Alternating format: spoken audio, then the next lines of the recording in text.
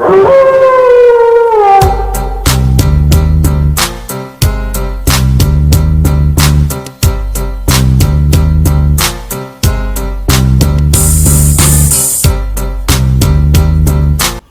up, Hawk? It's the Heard When I Said Wrestling Pod. These will be Top and Darren, aka They Don't Want None. Ladies and gentlemen, we're celebrating 20 years of the TNA Impact brand. Made for us in 2002, thankful to Jeff Jarrett and the Clan. TNA helped transform the wrestling game when there was nothing else around besides WWE. It later transformed into Impact and it's still around, celebrating 20 years. It was their second biggest pay-per-view of the year. It was Impact's Slammiversary, goddammit. They was in the building. What was it, Nashville? Nashville, Tennessee. They had a heavy card. Some people might didn't know. They had an okay pre-show, depending on what you like. But let's go do Impact Slammiversary. They had a lot of stuff going on. Started off with a pre-show match, and it was for the Impact Digital Championship. It was our boy, Baltimore's own Biddle Street, baby. Rich Swann going up against the most professional wrestler, Brian Myers. You know, Brian Myers, he started getting it in early. Quick spin, DDT. Thought he had it, wasn't enough. I mean, it wasn't really much to this. This was a nice, decent match. Near the end, a couple of nice-ass kicks from Rich Swann. 450 splash. He retains the Digital Media Championship. Brian Myers, it doesn't matter where you go. When you started getting that leadership at WWE, you forever be a scrub. No matter who you team with. Like, it don't matter. But Rich Swann, Digital Media Championship. Baltimore's own. Also in this pre-show, we had what Impact called the Reverse Battle Royal. It was full of pretty much the Reverse Battle Royal. 16 participants. The first 8 participants to get in the ring for the rest of the next round. So you start on the outside fighting to get in the ring. Motherfuckers pulling each other back and all this. The 8 participants. So the 16 participants were Johnny Swinger. Now I know why they showed them. Remember when the Impact first Slammiversary, they showed them in the back, and Darren was like, Johnny Swinger. He came out of nowhere. Like, what the fuck Johnny Swinger been at? It was Johnny Swinger Daddy, Steve Macklin, fucking the Ultimate Finesse Chris Bay. We had Raj Singh, Shogun, Shera, Ziggy Dice, Crazy Steve, Mike Jackson, Nate Webb, Shark Boy from the TNA past, goddammit, Bipinda Gujar, Aiden Prince, David Young, and Chase Stevens. And we also had Slash with Father Mike J. He was out that bit. Well, pretty much the 8 that got in the ring: Chris Bay, Swinger, Young, Macklin, Shark Boy, Gujar, Stevens, and Shearer. But then we get down to the last 2. It's Shark Boy, it's Johnny Swinger, and you win by pinfall submission. Johnny Swinger throws Shark Boy over the top rope, and he thought he won. And the referee trying to tell me he didn't win. He started doing his Hulk Hogan poses and shit. Shark Boy comes in, turns us around, stunner, gets the pin. Shark Boy wins the Reverse Battle Royal. And I don't know what was the point of this dumbass shit. But, just so they could be on the show. How you feel about that, though? 10-8 Impact 20th anniversary people. That's how they felt about it. They called in a whole bunch of old motherfuckers. And they and a love bunch Shark of young Boy. scrubs. Shark Boy always been a fan favorite. Yeah, he was a hornswoggle. So he got the win. That's good for him. It was good for him. A good moment. But enough of the fun and games. It was time for the main card. And as they do, it was time for the Ultimate X match, goddammit. That's how you start the card. Ultimate X match for the X Division Championship. You had Speedball Mike Bailey going up against Alex Zane, going up against Andrew Everett, who replaced Jack Evans, because Jack Evans for some reason was hurt, and the way they described it sounded like injury management from fucking NBA. No, sounded like he botched the move. He fucking did like a 630 landed on his back of his head or something. He said luckily he finished the match, but I knew that was the night before Slammiversary, so I knew his ass wasn't gonna be there. Yeah. Well, Andrew Everett replaced him. We also had the former champion Trey Miguel. You also had Kenny K-I-N-G King from Honor No More. And you had your X Division champion, the newest member of the Bullet Club, the inevitable Ace Austin. Damn good match, as all X Division matches are, especially Ultimate X ones. there was a lot of high flying moves. Everybody in this match could really fucking get busy. But pretty much this match really climaxed when you had pretty much almost everybody climbing up on the damn thing. You had Mike Bailey, you had Ace Austin, you had Trey McGuire, and Kenny King all up on the alternate X. They going at each other.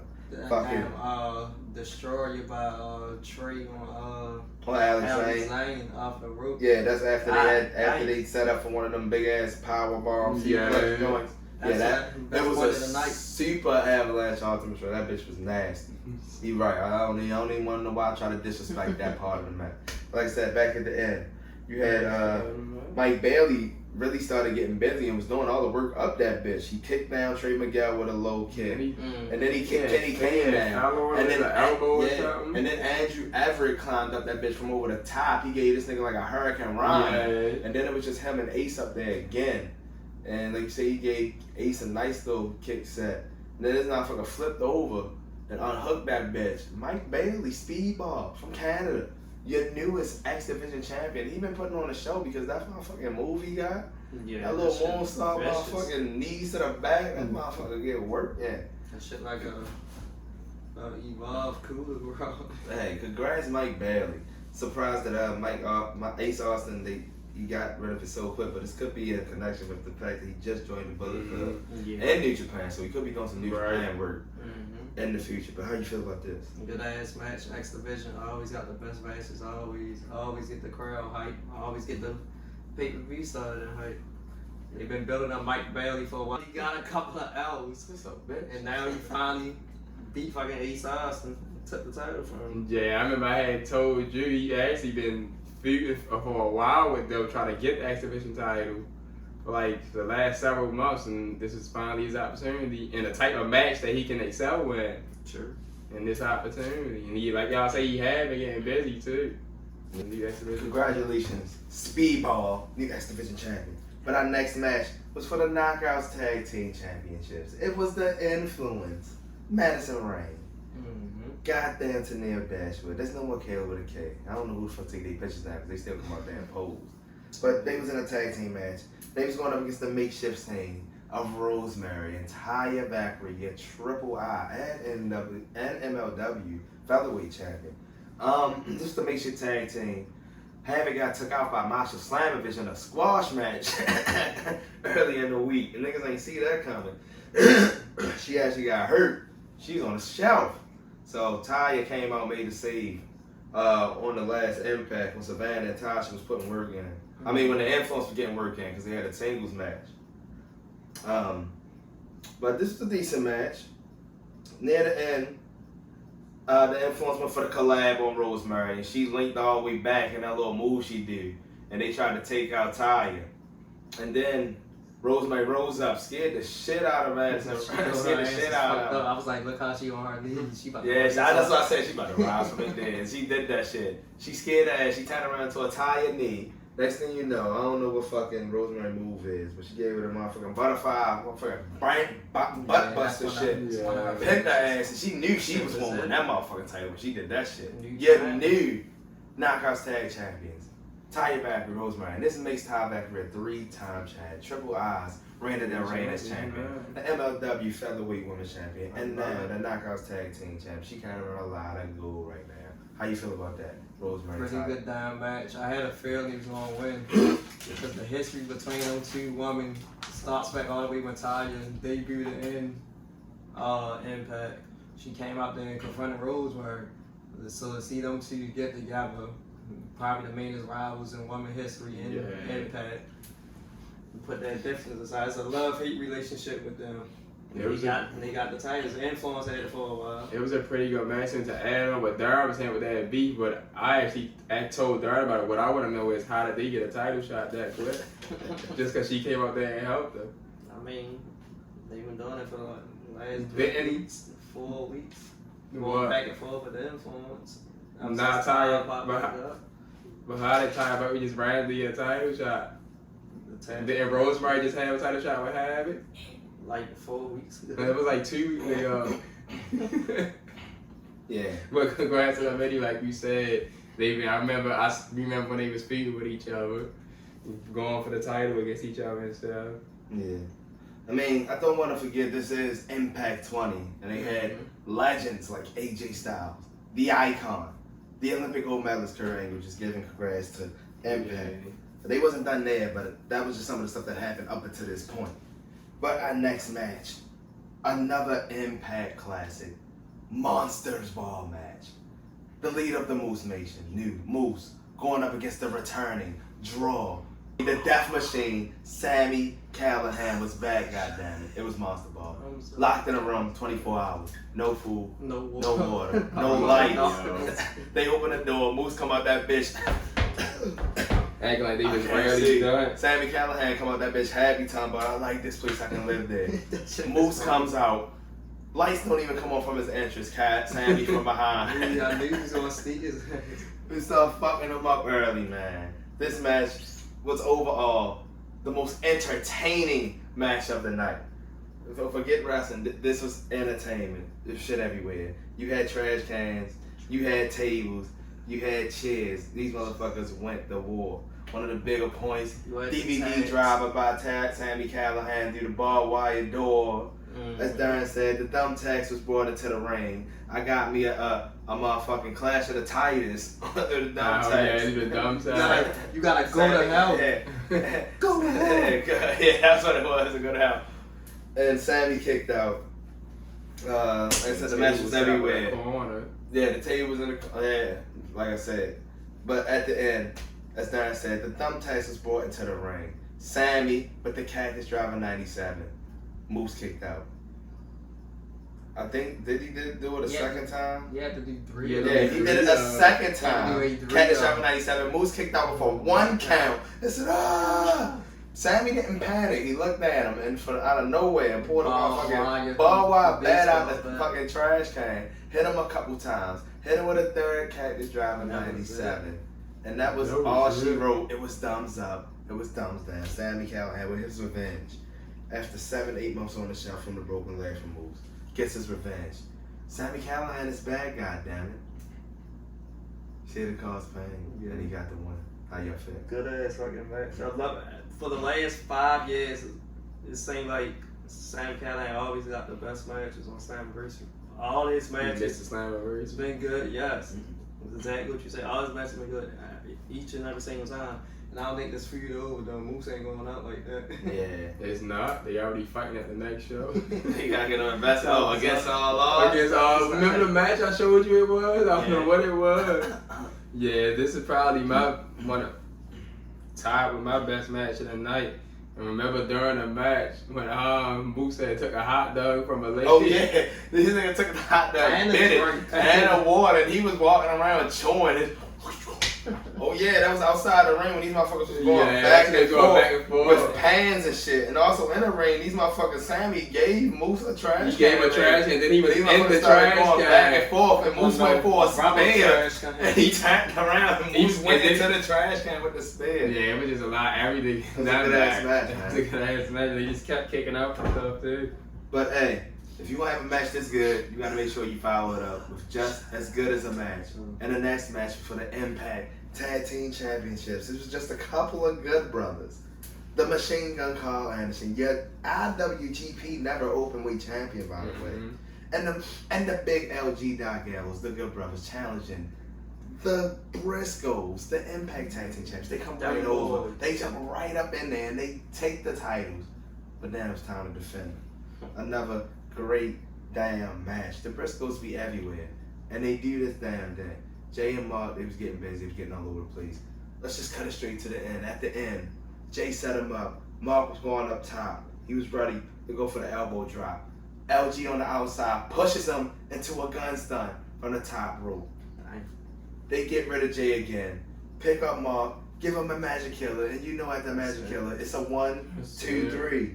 And a just too sweet because for the third time, you're a new Impact Tag Team Champions. The Good Brothers, the Bullet Club, they are back on top. And right after the match, they walked up to the Briscoes, ready to do some shit, and some legendary music hit. It was AMW. It was America's Most Wanted. It was the Cowboy James Storm. It was Wildcat Chris Harris, America's Most Wanted. They came in there with a 6-pack. And I thought maybe something was about to jump off. I thought the old niggas was coming out there. But they actually came out to appreciate and celebrate and tell some true facts that Impact has consistently appreciated tag team wrestling and showing love. And they wanted to show love too. They gave a toast to Impact 20. Celebrated with the guys. But the big thing is Impact Tag Team Champions are the Good Brothers once again. How you feel about it? Sorry about your damn luck. They gotta keep the Good Brothers happy. They debuted at Slammiversary 2 years ago. They signed a nice got the titles back at Slammiversary. lengthy 3-year contract, I heard. So and they don't want them to you know they want to go to all the AEW and show with their boys because they can go back and forth anywhere. Yeah. But right now they being good. They was blending in with Kenny. Now they've been back in Impact and going back and forth to New Japan for the last couple of months. Right. They back on top for the third time in 2 years now. Like it was a great. You said it was a great moment at the end, and the match itself in general was the real good match.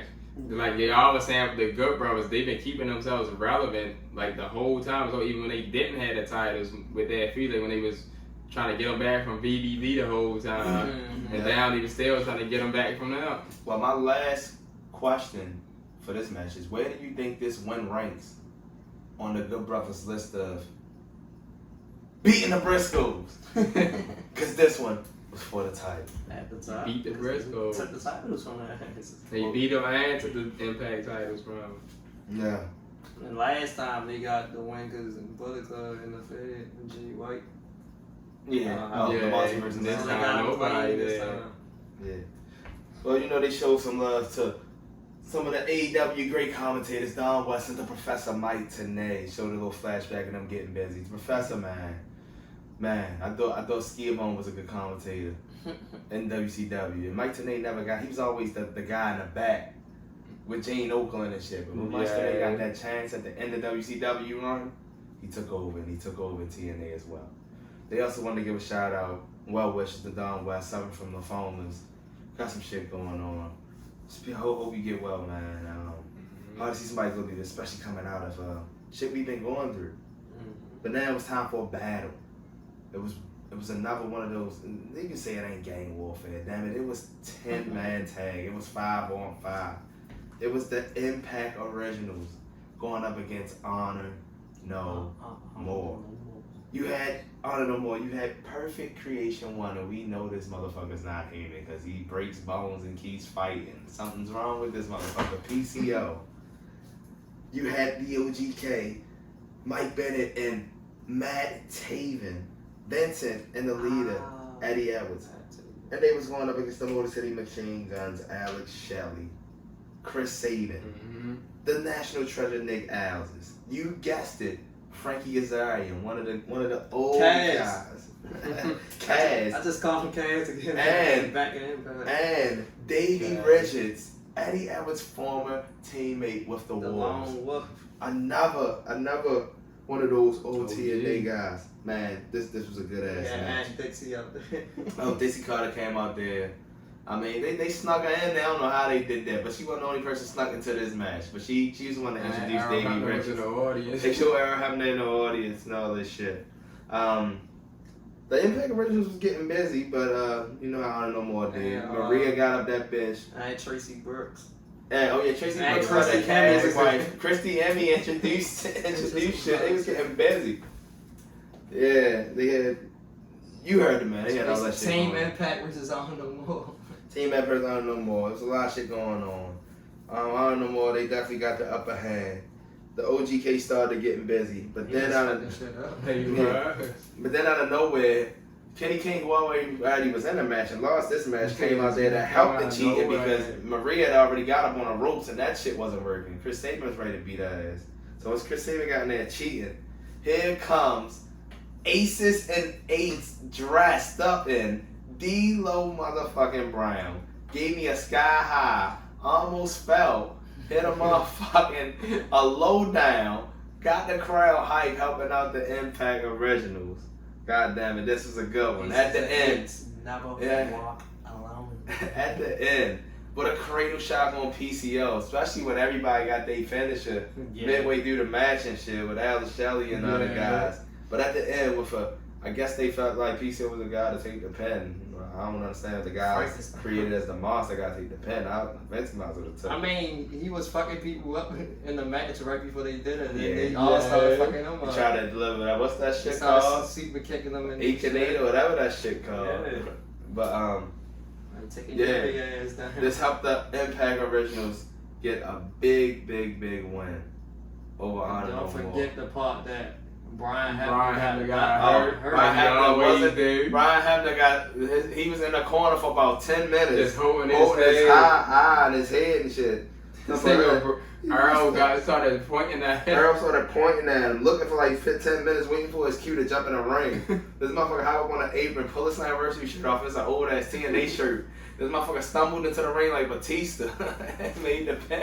Don't forget this man was in the audience.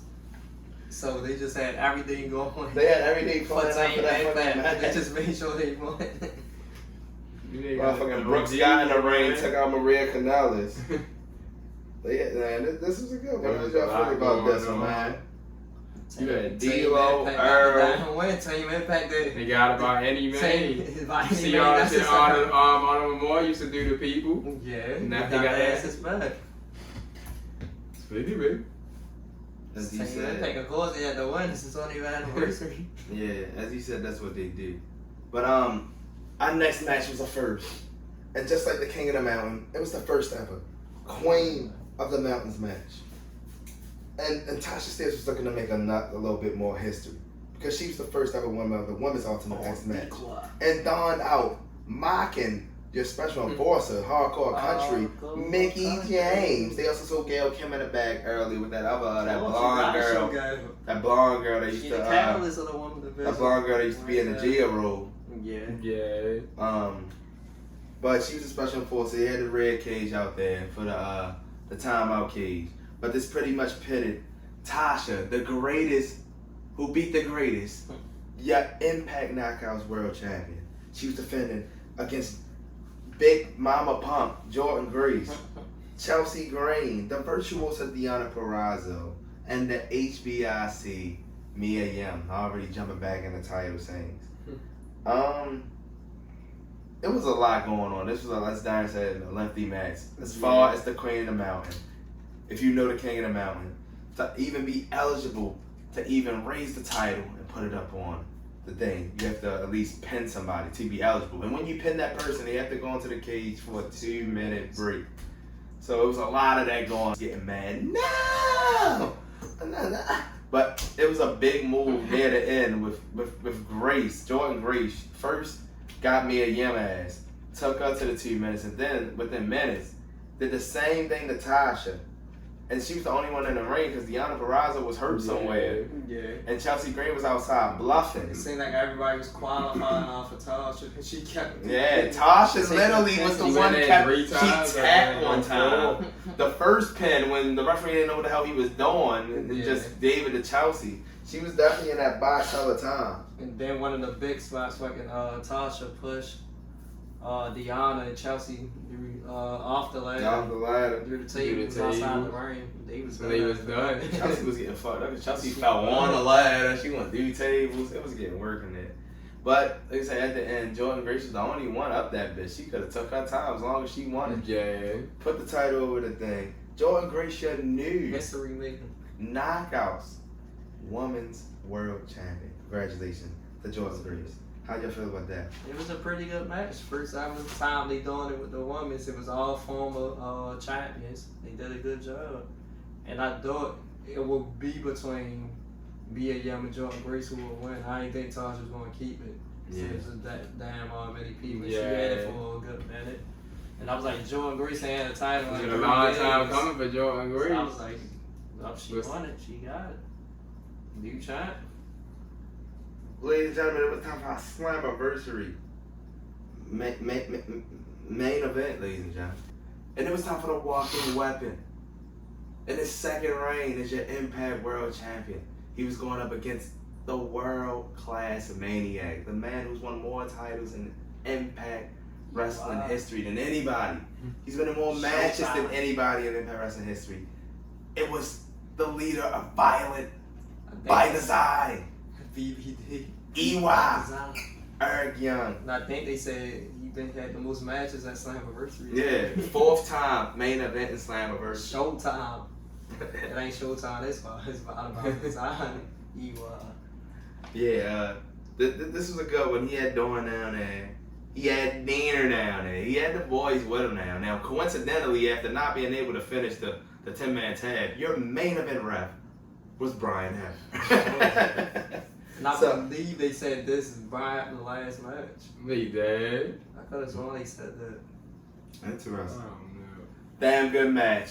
You know how EY and them get down. These motherfuckers scrapping, getting at it. Near the end, of course, Brian Hebner got hurt again. This time it was the eyes.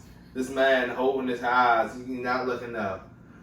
So pretty much Dawn and Dina get in the ring. These motherfuckers start cheating. But motherfucking Josh Alexander starts getting busy.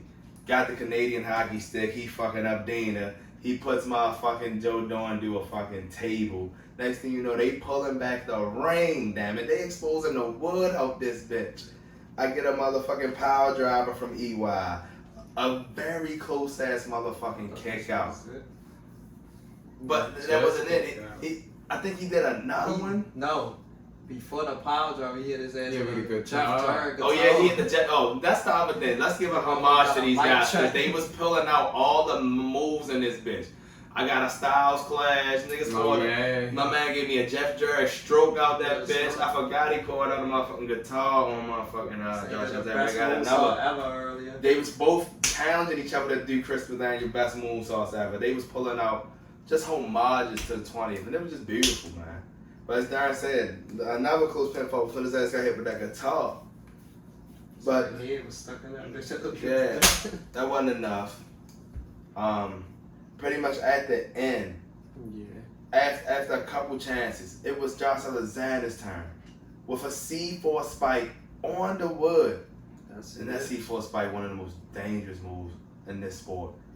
Josh Alexander, still your motherfucking Impact World Champion, the walking weapon. It's going to be interesting to see how long he keeps his reign going.